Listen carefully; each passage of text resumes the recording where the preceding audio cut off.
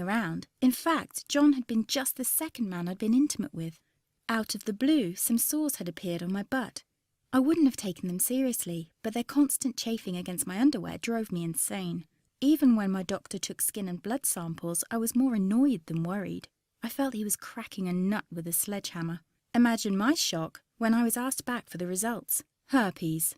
I felt like I'd been punched in the stomach. All I could think was, it can't be me he's talking about. Herpes sounded like a life sentence in solitary confinement.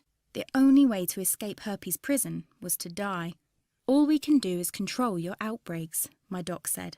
He put me on acyclovir, and the sores on my butt disappeared. But it wasn't the only thing acyclovir made me lose. I started losing hair, and a ton of it. I panicked and asked my doctor. He confirmed acyclovir can cause heavy hair loss, among other side effects. I switched to Voltrex. It made my stomach violently rebel. I couldn't focus on work, and colleagues cut me out of projects.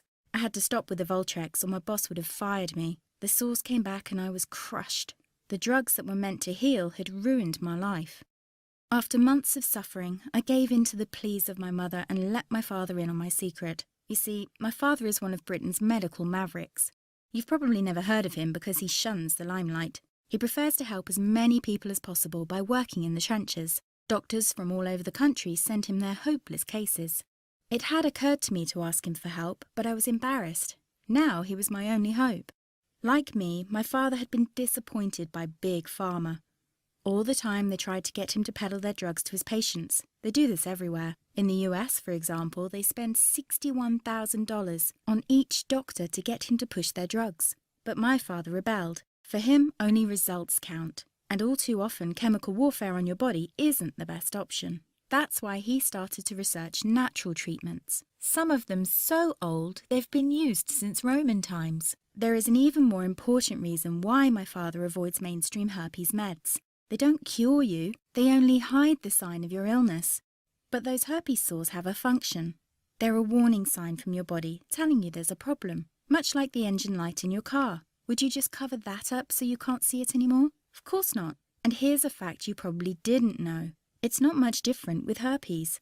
If you just cover it up with suppressive drugs, it still undermines your health. It can even kill you by swinging the doors wide open for an army of other diseases. For example, you are 2 to 4 times more likely to catch HIV, according to the University of Washington. And how about seizures and swelling of your brain tissue so bad it can burst your skull?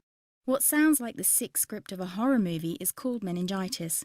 It kills 11% of its victims, 36% of women, and 13% of men with herpes catch meningitis every year. And scientists from Wayne State University discovered that if you escape meningitis once, your risk of catching it again quadruples. For my father, this is an unacceptable risk for his patients. He had to find a safer way which addresses the root cause. While researching, he made an astonishing discovery. You see, the herpes virus has been known for more than 2,000 years, and our ancestors did know how to treat it. What happened to this treatment, you might ask? Well, a company that's now part of a $60 billion pharma giant, as well as an extended field study in Hungary, both proved it effective at killing the herpes virus.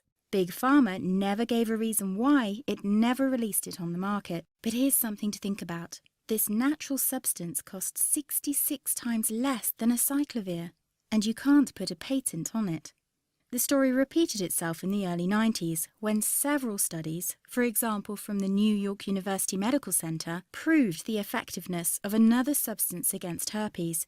Again, it cost only a fraction of acyclovir, and again, it couldn't be patented. Big Pharma decided to ignore it.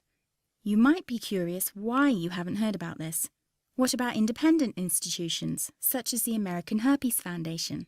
Well, look who backs them. It's obvious. Big Pharma has only one plan: make money by selling overpriced drugs, not natural treatments they can't patent. They aren't interested in a cure. They only want to profit from your sickness.